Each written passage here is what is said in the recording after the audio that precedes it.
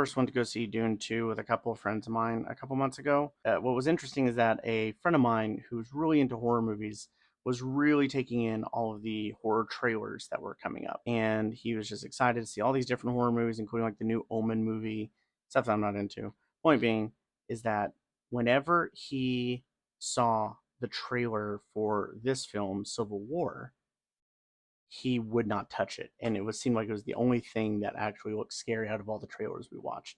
So I guess his feelings of hesitation are not unfounded. And I don't think he's alone in that. Because from the looks of the trailer, it looks a little bit too close to home, quite literally.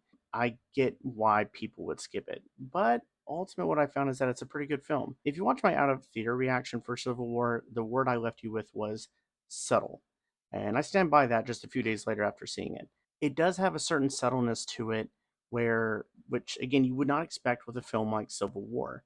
But what I mean by that is that I think what a lot of people are concerned about is how preachy is it going to be? From what I can recall, there is no mention of Republican, Democrat, or any other political party. I don't believe there's any reference to religion, really. And even race issues are not even really brought up. This is very much a general cautionary parable that uses the US as a setting. Where I think where a lot of films would take something like this and want to put it so far into the future to make it seem like it could happen, but it doesn't make it too real. There's also no mention of like cancel culture, Facebook. The only uh, real references you see are, of course, to real towns and cities and states in the U.S., as well as the White House, the president, news agencies, CNN and Reuters, especially. Those are mentioned. But other than that, you don't really see a lot of people saying, like, hey, I'm on Facebook and this is what people are talking about, or here's what X says. At first glance, I could also see where some people can walk out of this film and say, well, this film doesn't go hard enough. It doesn't seem to actually say anything remotely at first. I think that that's unfounded. Whenever you look at the trailer, it pretty much lays out to you the message of this film. And we get that from Kirsten Dunst's character, the main protagonist of the film, Lee, who's a seasoned, arguably battle hardened war journalist. So, literally on the front lines, taking pictures of people's last moments in the war zone, capturing the grittiness. And the reason why she does that, there's a line in the film, I have to read it. Every time I survived a war zone, I thought I was sending a warning back home. Don't do this. But here we are. That is the movie summed up in that sentence. It is a warning. If I had to look at this a little bit more deeply, I would say the deeper meaning behind this is probably humanization during humanity versus dehumanization, which I really struggle with because I feel like anytime there's dehumanization, then bigotry and evil tend to follow. Where I get the idea of where it's mainly humanity versus dehumanization is mainly from how we see the main protagonist, Kirsten Dunst's character, Lee, and the other protagonist, the young budding journalist, Jesse, who is just deciding to follow her hero, Lee, to be a war journalist and go to the front lines. And in this case, they're actually planning on going to Washington, D.C. to try and interview the president, which they do seem to imply that journalists are shot on site. This is, I will, if anything, a very pro journalist film, which I don't think is a bad thing. However, it does look at the fact that Lee, who is been through all of these terrible catastrophes and witnessed him and put it to an art form, that she is callous. Whereas Jessie, who is still new, is very traumatized by what she sees. When she sees dead bodies for the first time, when she sees someone die in front of her for the first time, she experiences the normal reactions that most of us would have. Where Lee doesn't seem to have that, and in fact says, "Hey, listen, this is part of the job." So you end up being kind of with Lee a little bit and saying like, "Oh yeah, that is just part of the job. That's just what you do." In fact, and there's two other people in this little troop of journalists. There's Jesse, who's also seasoned and hardened like Lee, and he tends to get a high off it. He has that battle high and being able to survive that, even though they're not fighting. There's Sammy. He's older along in years and he's the most experienced. He tries to tell them to keep things safe and tends to be the voice of reason, the older, wiser voice. Interesting as we see Jesse constantly put in these situations where she is trying to take photos and trying to document everything. And even though she becomes more used to the battlefield, when bullets are whizzing past her, she doesn't seem to have any problem with that. But her taking pictures of these catastrophes in the war zone, she's becoming more used to the more she's exposed to it, especially as they have some near death encounters themselves. Without spoiling anything, we basically do see some of that come to the head. We do see some of the seasoned journalists, in some way, shape, or form, in their own way, express their humanity. And as the climax hits, basically, there's some sort of emotional reckoning that they have come to. Their armor fails at some point, and Jesse's is become even stronger.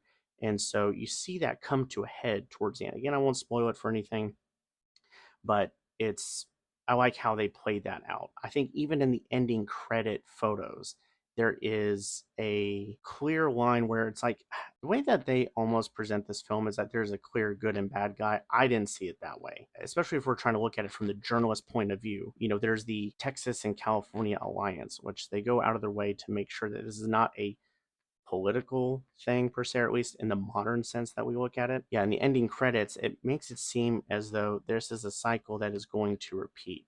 Who wins in a scenario? And I will say the ultimate, and I don't think this is going to be a surprise to anybody.